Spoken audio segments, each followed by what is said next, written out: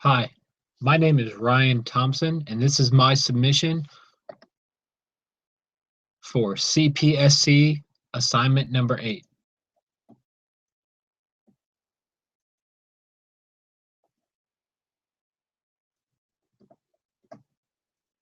So, in assignment 8, we've been asked to explain for a binary tree the pseudocode of tree delete. Here, T represents the tree and Z represents the node that we're evaluating to be deleted or removed. It's really this pseudocode evaluates 4 conditions. So it asks if the left of Z is nil, then we transplant the right side.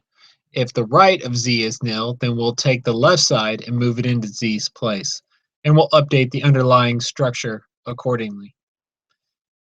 Else, so now neither left nor right are nil, so that asks you to look at the right side of Z and then apply the tree minimum function to determine what is the next node that should be replaced, or that should move up to Z's position. So if y.p, this result of the minimum, does not equal Z, if it's not the same value, then what it's being asked to do is to transplant it. Again, take the new value, look at its right, evaluate it, then update it accordingly. The point here, transplant, doesn't actually update.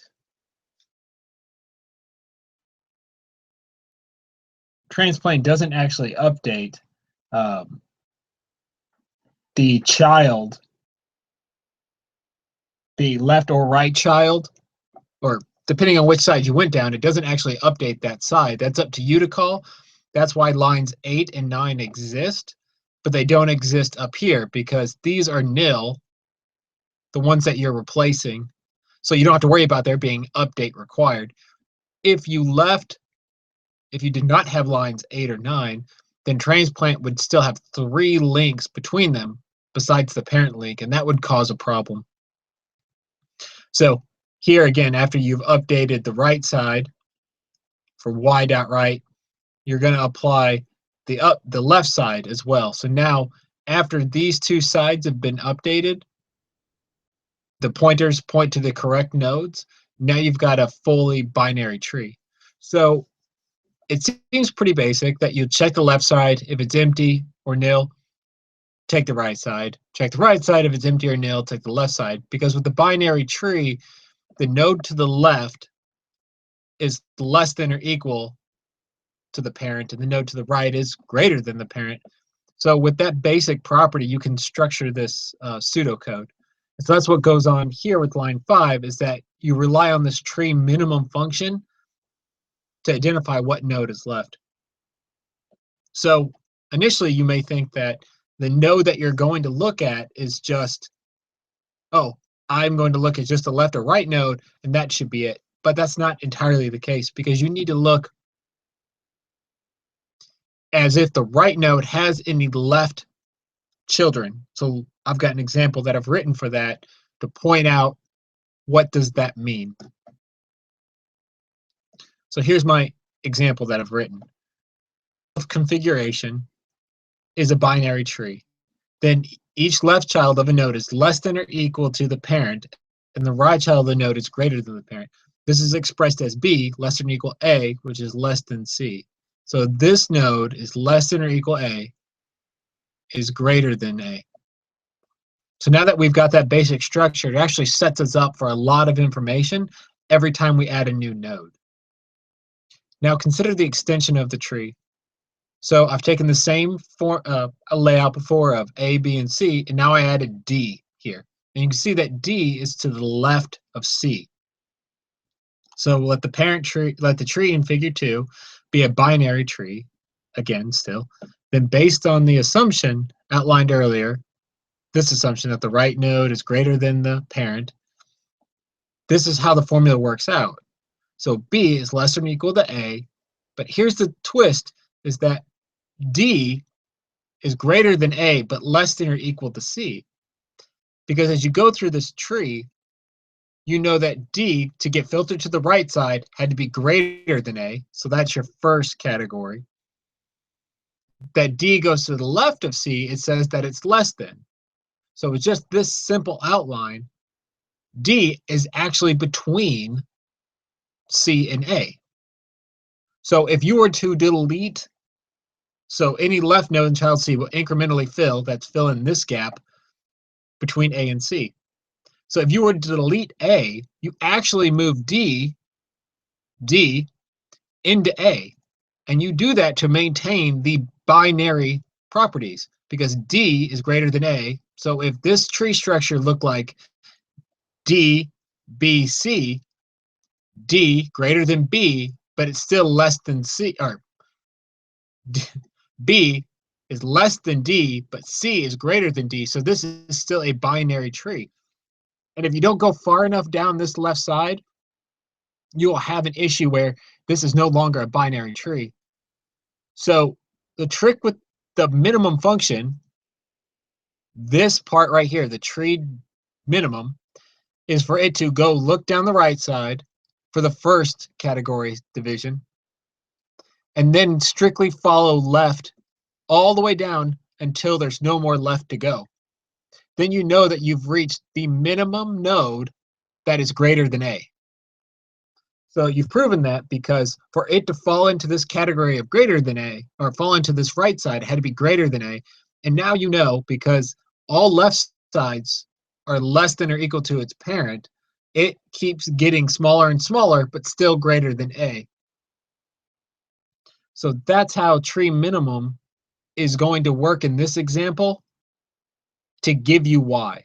And then once you found Y, you're going to ask it if the parent is equal, if the parent of Y is not equal to Z, then transplant the right. So you're going to take it off the node, move it on up to the top, update its linkages, its other pointers, so that it doesn't maintain more than the appropriate left and right child. So it's not like triple linked as we class. Then you update the other side of the new node so that it is linked appropriately after Z is fully disconnected. So again, a lot of it stems because to find any node that's less than C but greater than B, you start going down the right side because that'll give you the greater than B side, and then you find the minimum value of the right side of the tree based on the node that you're starting with. So based on this node, what's greater than the right side? Now go down the binary tree farther and farther until you've reached that the left is null, which means you've reached the minimum value of the right tree.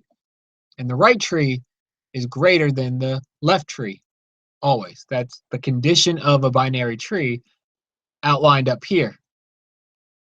So once that condition, so since we know that condition, it makes this minimum function very easy to go right and then go as far left as possible, and then replace the farthest left at the node you're deleting. So once that's been done, once that's been found, and once that transplant's been done, and that base, that most bottom node on the right side is moved up, you're going to update the correct check right, check left.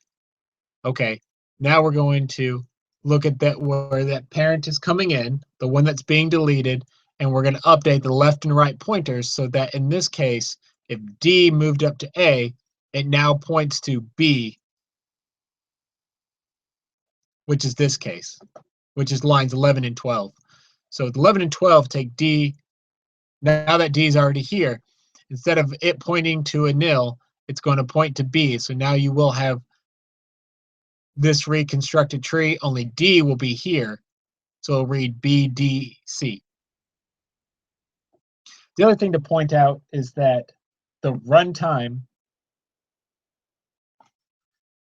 for these, the runtime for tree delete is worst case H, with H being the height of the tree. So depending on how tall this tree is and how many times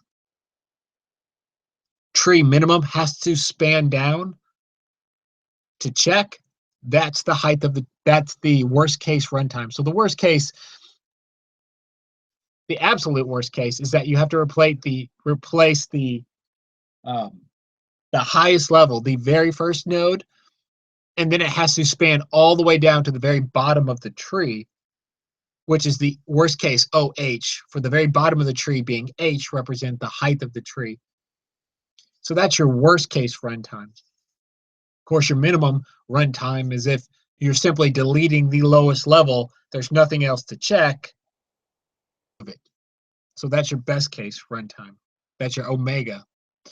So your big O is H, the top of the tree, where such like this case, you would delete the highest node, and you would have to go all the way down. So if the height was 2 here, OH is equal to O2, and that's your worst case. So to wrap up, this starts at a node, and it says, is this empty? If this is empty, do the right side and replace it, move it up. If this is empty, go to the left side and move it up. The next lines, line 5, ask, well, evaluate the condition. So both of these are filled. So A has a child left and a child right. So now we're trying to say, now we need to find the minimum value on the right side, because again, this inequality shows that once you go to the right side, you'll always be greater than A, but any left side is less than C, but greater than A. So as we keep going to the left side, the absolute left on each node. So you cannot go left and right, left and right. You have to continue in a straight left all the time, and you'll wind up with the smallest value on the right tree that's greater than A.